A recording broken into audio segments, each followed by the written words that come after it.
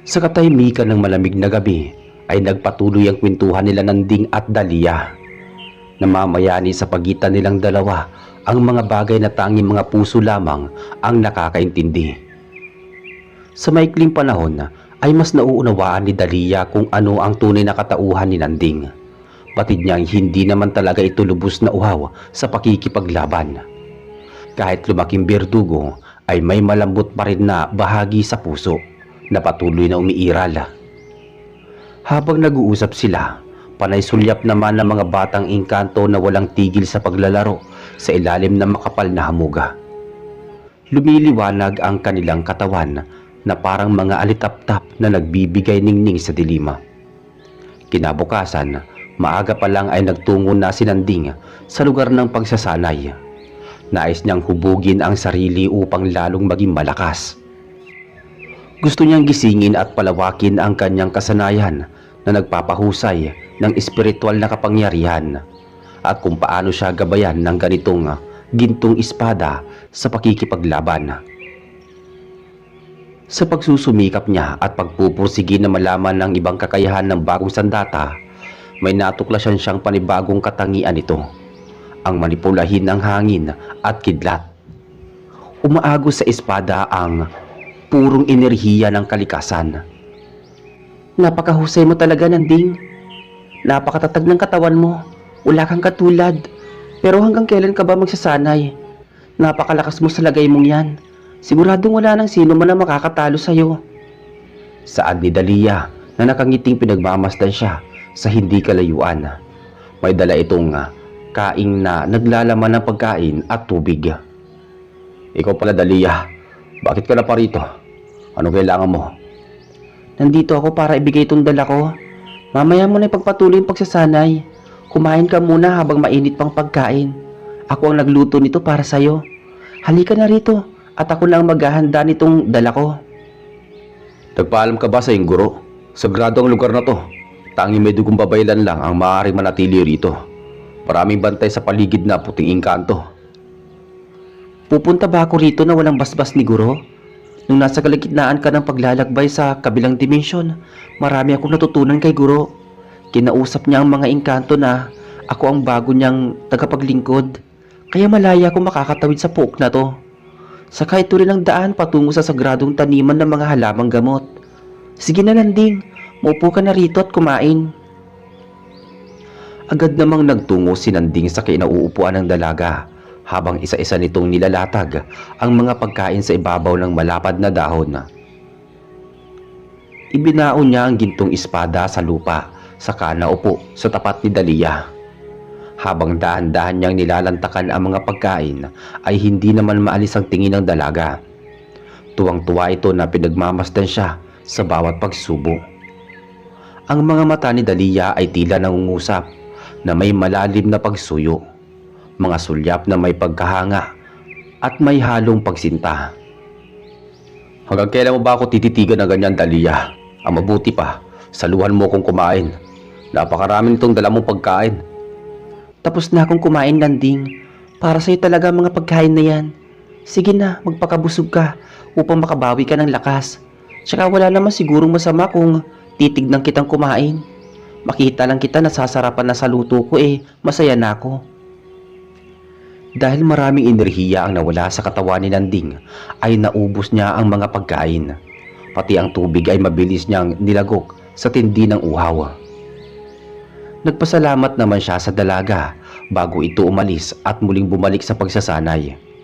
Pinaghahandaan niya ang nalalapit nilang pagtutuos ng dyablo. Sa puspusan niyang pagsasanay ay unti-unti siyang nasasanay sa paghawak ng mabigat na sandata. Madali lang niya itong winawasiwas sa hangin. Sa bawat pagtagpas ay lumilikha ito ng kakaibang puwersa na halos mayanig ang lupa. Umiindayog ang mga puno at nagsisilaglagan ang mga dahon dahil sa malakas na daluyong ng hangin. Nakakalikha ang gintong espada ng matulis na hangin na kayang hawiin ang makapal na ulap. Makalipas ang ilang oras ay nakaramdam siya ng panganib sa paligid. Napakaitim ng presensya nito na tila nagmula sa kadiliman. Ilang saglit pa ay Bumalahaw ang sigaw ng mga batang engkanto. Isang puting albinong nilalang ang lumapit sa kanya at nagsumbong na pinasok daw ng mga halimaw ang tugatog at malapit na ang mga ito sa lagusan. Nagawa nilang sirain ng harang na gawa sa mahika ni Makiling. Ang mabuti pa, Loroy, bumalik ka muna sa mundo ninyo. Sabihan mo ang mga piling mandirigma na protektahan ang mga batang engkanto. Hindi kasi pagkaraniwan ng mga halimaw na nakapasok dito. Sila yung mga demonyo na umahon mula sa impyerno. May kakayahan silang gapiin ng mga tulad ninyo. Masusunod, Nanding. Ipaparating ko kagad dito sa mga mandirigmang engkanto.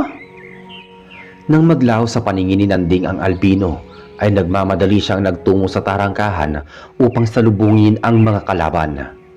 Nang marating niya ang bukana ng tugatog, nadatnan niya si Makiling na handa na sa paparating na dilubyo. Hawak nito ang pana na may birtud ng tikbalang. Sa likod nito nakasabit ang malaking buho ng kawayan na puno ng palaso. Sa bawat panudla nito ay may nakahalong lason mula sa makamandag na halaman. Gayon din si Dalia, may hawak itong sibat na sa dulo ay gawa sa pinatulis na panga ng higanting baboy ramo na nagmula sa daigdig ng mga itim na engkanto na napatay noon sa mga kamay ni Makiling. Nakamasid ang dalawa sa alapaap kung saan nagkaroon ng malalaking lamat ang kalasag na likha sa hindi makitang liwanag. Mabuti nandito ka na, Nanding. Ipamalas mo ngayon sa akin ang pag-unlad ng iyong lakas. Ipalasap mo sa mga kalaban ang bago mong kakayahan gamit ang gintong espada. Nasa likod mo lang kami, Nanding. Aalalayan ka namin sa iyong pakikipaglaban. Lalaban din kami mula sa malayong distansya. Sabi ni Makiling. Hindi nyo na kailangan pang lumaban, Inang. Lumayo na lamang kayo ni Dalia. Ako nang bahalang lumupig sa kanila. Maya-maya lang paparating na ang mga mandirigmang engkanto. Gagabayan nila ang mga bata na huwag mapahamak. Ako ang dakilang babaylan, Nanding. Kaya bakit ako makikinig sa'yo? Hindi ko kailangan sundin ang mga nais mo. Kapag sinabi kong 3 tayong lalaban, yun ang masusunod. Ako ang nagsilbing tagapangalaga sa banal na bundok. Kaya mga salita ko ang kailangan mangibabaw at batas na dapat mong sundin. Humanda ka na, Nanding. Nandito na sila. Wika ni Makiling. Magtiwala ka lang, Dalia, sa pinagkaloob ko sa iyong sandata. Ituturo ko sa iyo ang dapat mong gawin. Ang sibat na yan ay nasa pangangalaga mo na. Bahagi na yan ng katauhan mo. Kaya huwag mong kalilimutan ang mga turo ko. Gamit ang mga kamay mo, mapapasunod mo ang sibat sa anumang direksyon na gustuhin mo. Ipinasa ko na sa iyo ang ilang bahagi ng kasanayan ko. Kaya magtiwala ka sa iyong sarili at kakayahan. Dagdag pa ni Makiling. Opo, Guro. Natatandaan ko po mga tinuro ninyo. Gagamitin ko ang kalamang ito sa pakikipaglaban. Gusto ko makipagsabayan kay Nanding kung papaano siya lumaban. Sagot ng dalaga. Sa pagkabutas ng harang na nagsilbing sapin sa tugatog ng banal na bundok ay nakapasok ang negatibong enerhiya mula sa kalangitan. Ang positibong aura naman mula sa sagradong lugar ay sumigaw palabas sa butas. Kaya naglaho ang dalawang elementong espiritual na nagmumula sa kalikasan sa pagitan ng tao at banal na engkanto na ginagabayan ng mga diwata. Sa pagdating ng hukbo ng mga demonyo sa banal na bundok, gumuhit sa alapaapang pagguhit ng kidlat. Mahigit 100 demonyo ang lumapag sa sagradong lupain. Nakakapangilabot ang pinagsama-sama nilang presensya. Nagdudulot ito ng malaking sigalot at nagbabadya ng madugong digmaan. Samantala, imbis na matakot si Nanding, tila mas lalo pa siyang nagkaroon ng kumpiyansa sa kanyang sarili na harapin ang kampo ng kadiliman. Naniniwala siya na sapat ang lakas niya na puksain ang mga kalaban gamit ang panibago niyang husay, gamit ang gintong espada. Wala sa bokabularyo niya ang salitang takot. Lumaki siyang birdugo at sinilang upang pumatay ng mga halimaw. Likas sa kanya ang pagiging matapang at walang inaatrasan sa laban. Marahil dalawa sa inyo ang may dugong babaylan na matagal na naming hinahanap. Dadalhin namin ang mga ulo ninyo sa aming dakilang Panginoon. Tiyak magkakaroon kami ng malaking gantimpala. Nakakatindig balahibo na wika ng isang demonyo na nagsilbing pinuno sa hukbo. Sinong Panginoon ang tinutukoy mo? Si Santino ba? Ang hangal kong kapatid? Saad naman ni Makiling at nakahanda na ang sarili sa unang pag-atake. Nagpapatawa ka ba? Malamang ikaw na siguro ang kapatid ni Santino. Ang lalaking may hawak naman ng espada ng berdugo, ang sugo ng mga babaylan.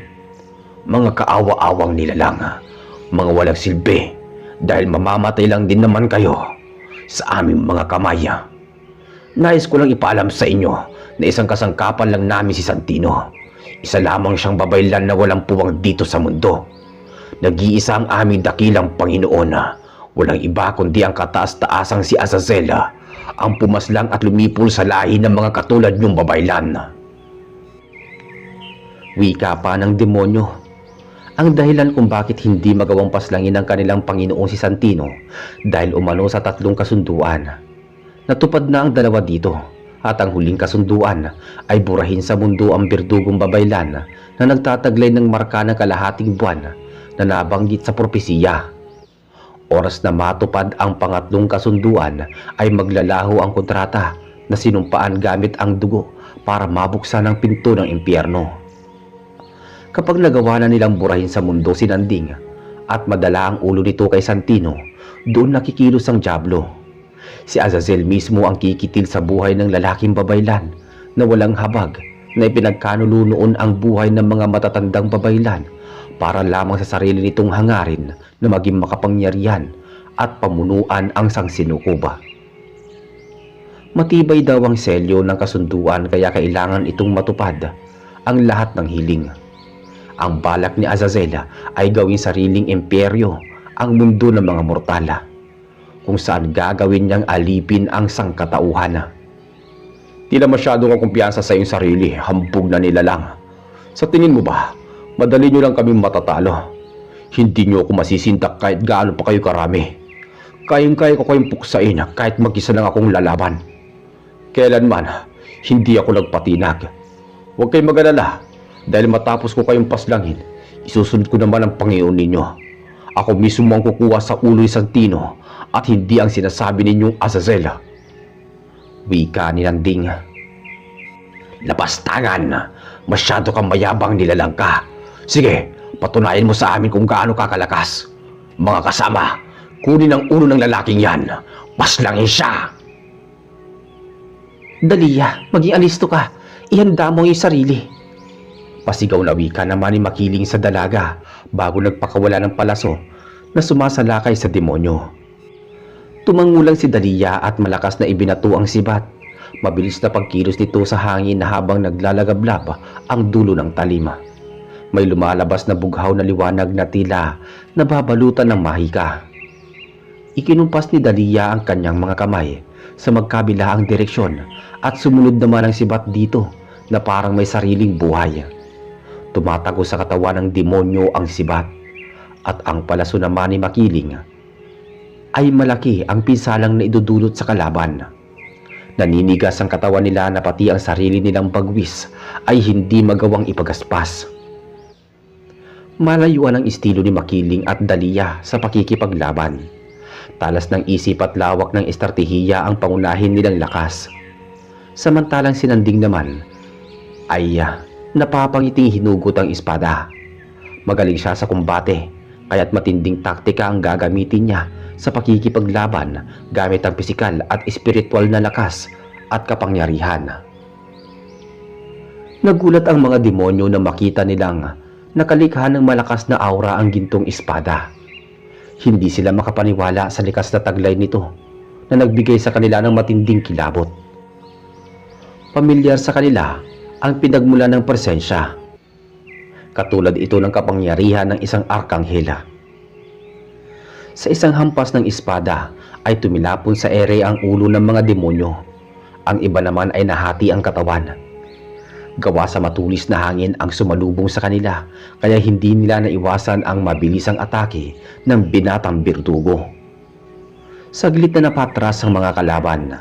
Batid nilang kaya silang mapinsala ng gintong espada sa malayong distansya. Lingid sa kaalaman nila, marami pang katangian na kayang gawin ang mapaminsalang sandata na lampas sa limitasyon na hindi saklaw ng kanilang isipan. Nagbigay utos ang pinuno ng hukbo na sama-sama nilang atakihin ng Berdugo mula sa himpapawid. Mula sa taas, ginamit nila ang buong lakas upang makalipad ng mas matulin. Gagamitin nila ang pagdagit sa kalaban at sa himpapawid, isasagawa ang pagpaslang. Pero ang malawak na hagupit ng espada ay masyadong peligroso sa kanila. Subalit wala silang ligtas sa kayang gawin ni Nanding. Pumaikot-ikot ang mga demonyo sa paglipad at naghahanap ng magandang pagkakataon na sumalakay. Sila'y mababang uri lamang na alagad ng prinsipe ng kadiliman. Ang mga nagbubukod tanging mandirigma na may antas ng isang general ay nananatili sa tabi ni Azazel. Umaasa ang Diablo na sapat ang lakas ng kanyang mga disipulo na pabagsakin ang Berdugo. Guro, masyado silang mabilis kumilos. Hindi ko sila masundan ng aking mga mata. Sigaw ni Dahlia kay Makiling. Basta huwag kang titigil sa ginagawa mo, Dahlia.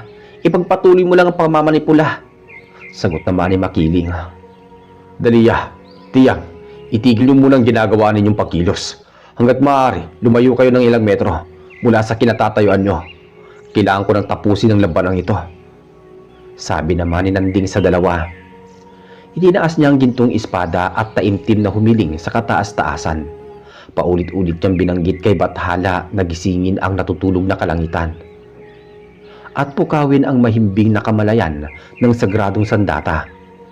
Dalisay niyang tinawag ang pangalan ng Arkanghel na siyang tunay na nagmamay-ari sa gintong espada. Sa isang iglap lang, dumagundong ang nakabibinging kulog kasabay ng pagguhit ng matalas na kidlat.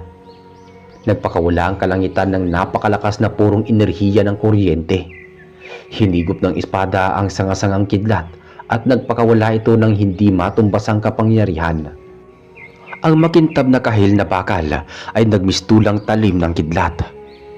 Matapos niyang makaipon ng napakalakas na enerhiya ay agad niyang ibinaon sa lupa ang sandata. Yumanig ang lupa at nagkaroon ng magkakahiwalay na bitak. At sa bawat bitak ay may lumalabas na liwanag na gawa sa sibat. Ang mga sibat na gawa sa kidlat ay lumipad patungong himpapawid. Tila umuulan ng matutulis na liwanag at bumabaon ang mga ito sa katawan ng demonyo. Sa isang kisap mata ay umulan ng bangkay. Ang sibat ng liwanag ay hindi nalulusaw hanggat hindi natutupok at nagiging abo ang tinatamaan nito. Ang banal na bundok ay binalot ng sigasing ng mga demonyo. Ang mga sigaw nila ay nagpapahiwatig ng nalalapit nilang kamatayan. Habang patuloy silang sumisigaw, isa-isa namang nasusunog ang kanilang katawan. Naglalagablab hanggang sa tuluyang maging abo. Sa kanilang paglisan ay kasamang naglaho ang kaluluwa nila sa daigdig. Ang kalangitan ang nagsilbing hukom upang sila'y mabura at hindi na muling mabubuhay pa.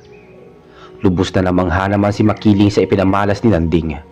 Hindi siya makapaniwala na higit pa sa inaasahan niya ang kayang gawin ito. Iyon ang unang pagkakataon na kinilabutan siya sa taglay na kapangyarihan ng Berdugo. Nagpapatunay lang na hindi nagkamali ang propesiya ng matatandang babaylan. Ang diwa ni Nanding ay hindi lang umiiral sa angkan nilang pinagmulan, kundi konektado ito sa mandirigmang anghel na pumuksa noon sa makasaysayang Bakunawa. Kahit huli na dumating ang mga mandirigmang engkanto, nasaksihan naman nila kung papaano kabagsik itong sinanding sa pakikipaglaban sa kampo ng kadiliman.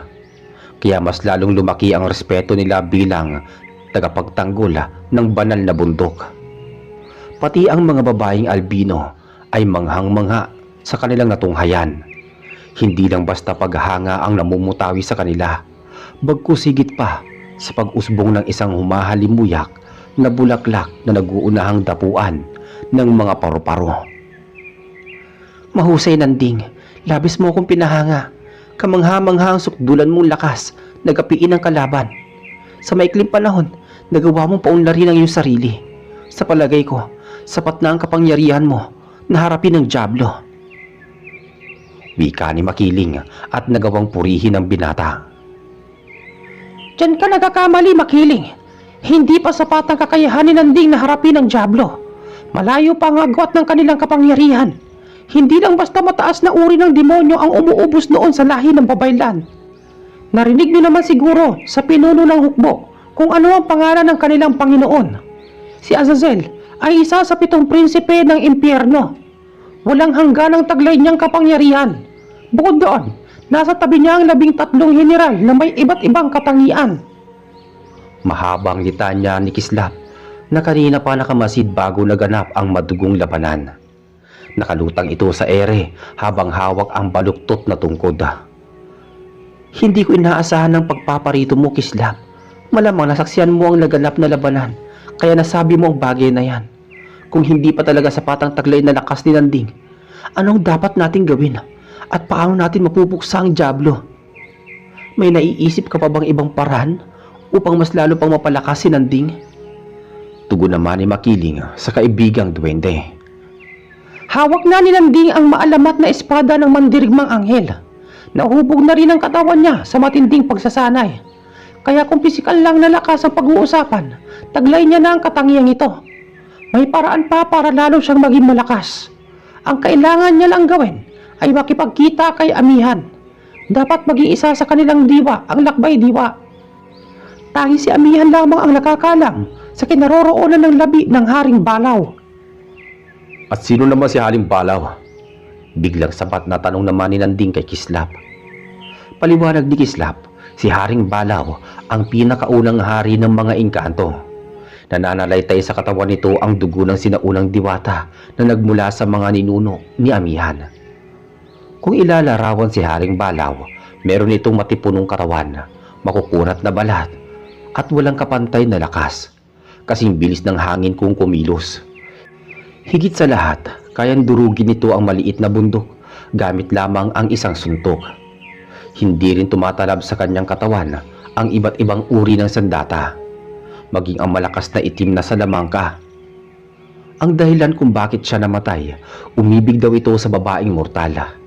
Ayon sa batas ng mga diwata at maharlikang engkanto, oras na tanggihan umano ng babae ang pag-ibig ng isang haring engkanto, ay titigil sa pagtibok ang puso nito. Mamamatay ito ngunit hindi mabubulok ang katawan. Ito'y isang sumpa ng kasawian at pagdurusa. Sa matagal na panahon, habang nakabaon sa sagradong himlayan ang katawan ni Haring Balaw, ay unti-unting nabubuo sa maliit na piraso ang isang malakas na kapangyarihan. Magiging ganap itong hiyas na mamanahan sa kaibuturan ng kanyang puso. Kung sino ang magtatanga nito, ay mamanahin ang lahat ng katangian na meron ng hari ng mga engkanto. Subalit, ang makuha ang hiyas nito ay hindi magiging madali. Dadaan muna sa isang malaking pagsubok. Kung maglalakbay ako ngayon sa daigdig ng minsan ko lang tinahak, sino ang magtatanggol dito sa banal na bundok? Nagkaroon na ng lamat ang harang. Anumang oras ay maaari sumalakay ang malalakas na demonyo. Hindi mo na kailangan pang lumakbay, Nanding. Nandito ako upang tulungan ka. Iisa lang ang ating layunin, ang burahin sa mundo ang Diablo na tanging hangad ay sakupin ng mundo. Gamit ang aking salamangka, sabay tayong tutungo sa kabilang dimensyon. Kung ganon, oras na para kumilos. Tayo na, Kislap, magtungo na tayo kay Amihan. Bago lumikha ng lagusan ang matandang duwende, nakipagtulungan muna ito kay Makiling na isarado ang nasirang harang. Tumulong din ang mga albinong engkanto at nagkaisa sila na gamitin ng mahika na lalong patibayin ang kalasag sa tuktok ng banal na bundok. Nang manumbalik ang selyo ay saka namang gumawa ng maliit na lagusan si Kislap na konektado sa mundong kinaroroonan ng maharlikang diwata. Labis ang pagkamangha ni Nanding sa panibagong paglalakbay patungo sa kabilang daigdig. Namangha siya dahil agad nilang narating ang dulo ng lagusan. Sa isang kisap mata, narating nila agad ang hardin. Sumilay sa paningin niya ang pamilyar na mga puno. Nandito na tayo, Nanding, sa hardin ni Amihan. Tura ni Kislap bago iginayak ang paningin sa paligid. Tila mabilis yata nating narating. Ang ibig sabihin lang nito ay dito ka rin nakatira, Kislap. Kung ganito lang pala kadali maglakbay sa daigdig ng ito, tiyak nung una pa lang, alam mo na kung ano ang aking mga pagsubok. Ngayon, lubos ko lang nauunawaan ang lahat. Ang ginawa mo noon na kasunduan ay bahagi ng una kong pagsubok. Tama ba ako, Kislap? Tama ka, Nanding. Nung una pa lang, alam ko magtatagumpay ka na makuha ang gintong espada. Konektado ang mga mata ko sa daigdig na ito. Kaya nasaksihan ko kung papaano mo nalampasan ang bawat pagsubok. Matalino ka, Nanding. Ang pagiging mapagmasid mo ang dahilan kung bakit ka nagtagumpay. Sa katunayan, Nanding, labis na humanga sa iyo si Amihan. Ikaw ang kauna-unahang manlalakbay na pumasa sa maraming pagsubok.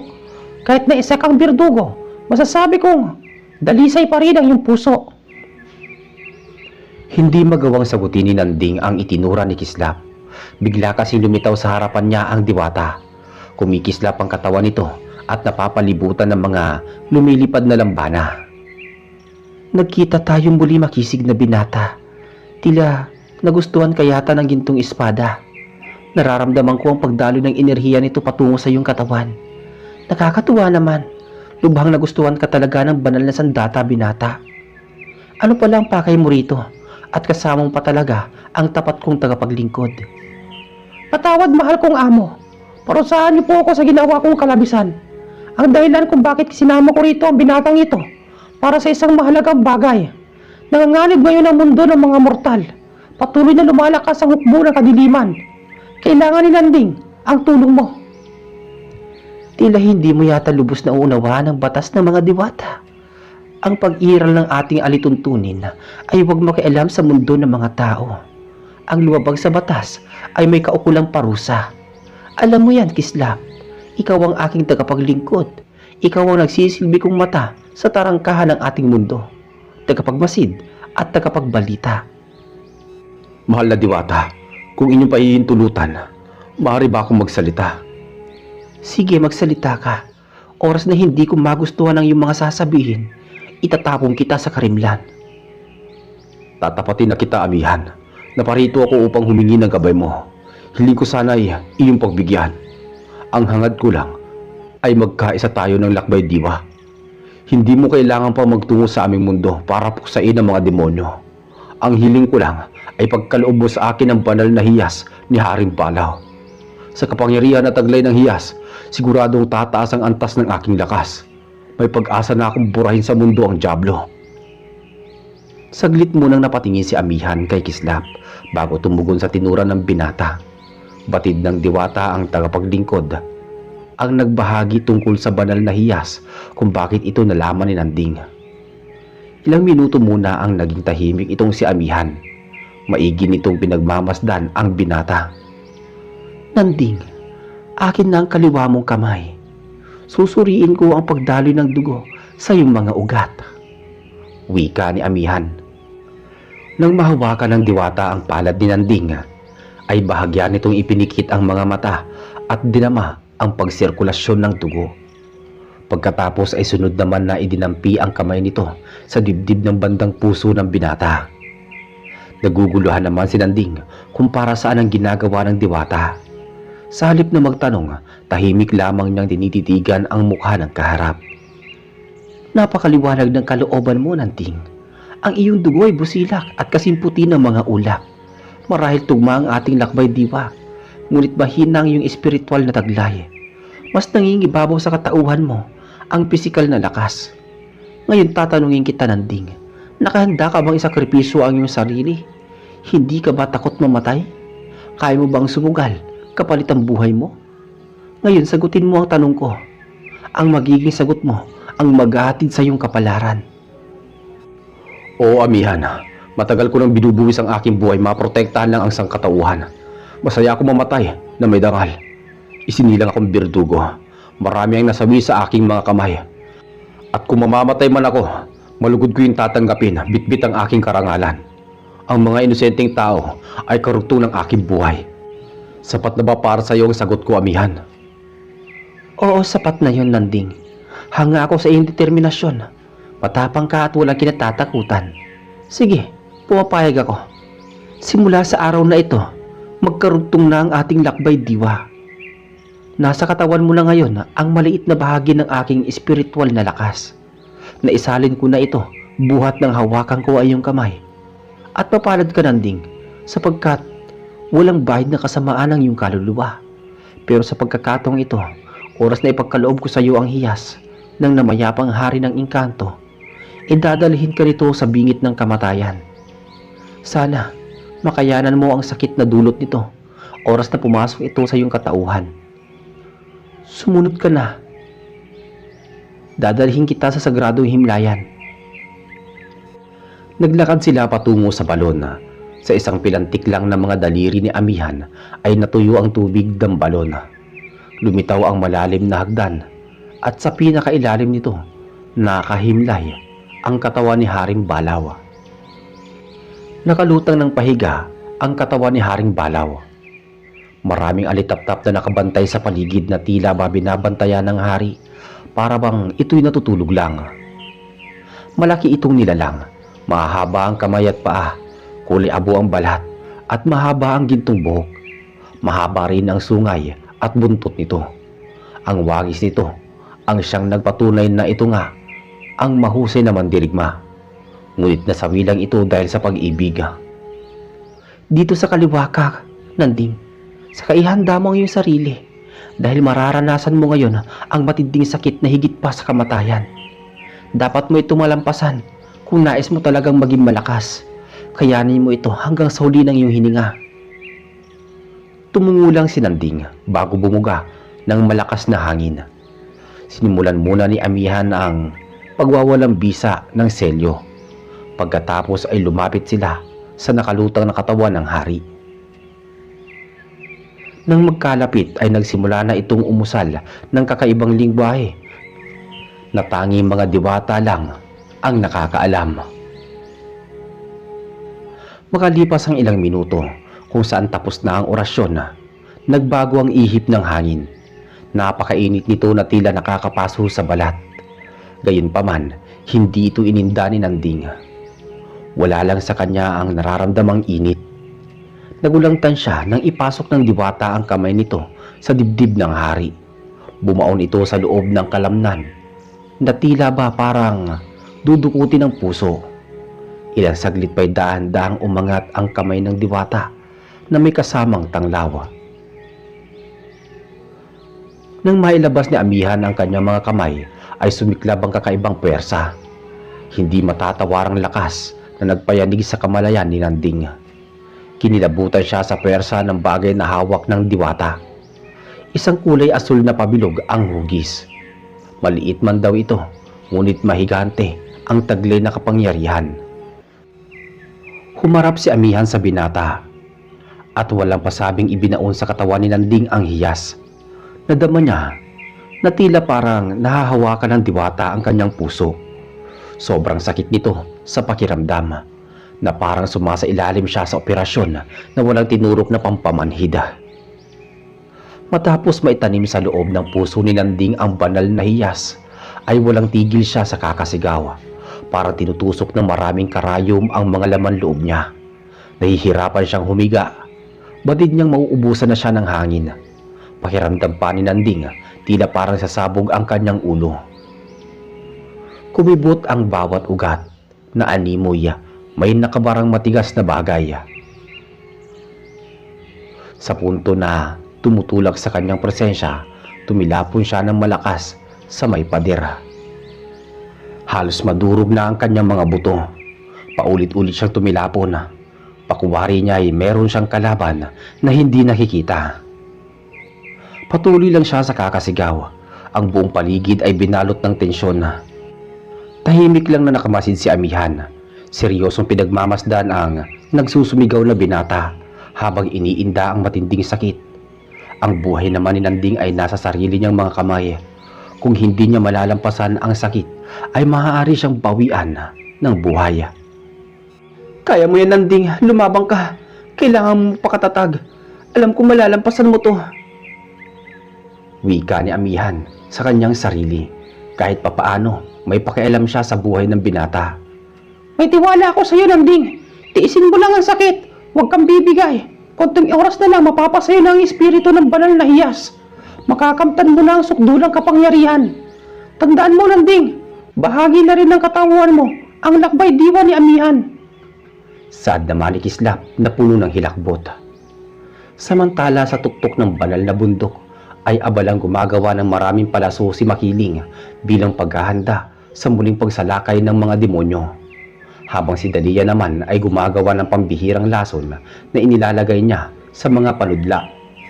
Naghahanda na rin ang mga mandirigmang albino sa paparating na sigalot. Binalaan kasi sila ni Kislap na maghanda at protektahan ang lagusan dahil hindi biro ang lakas ng mga kalaban. Isang makapangyarihang diablo si Azazela, kahit ang daigdig nila ay kayang sakupin at gawin silang alipin. At dito po muna matatapos ang ating pangatlong bahagi ng kwentong to. Abangan niyo po bukas ang susunod. Maraming salamat. Hanggang sa muli.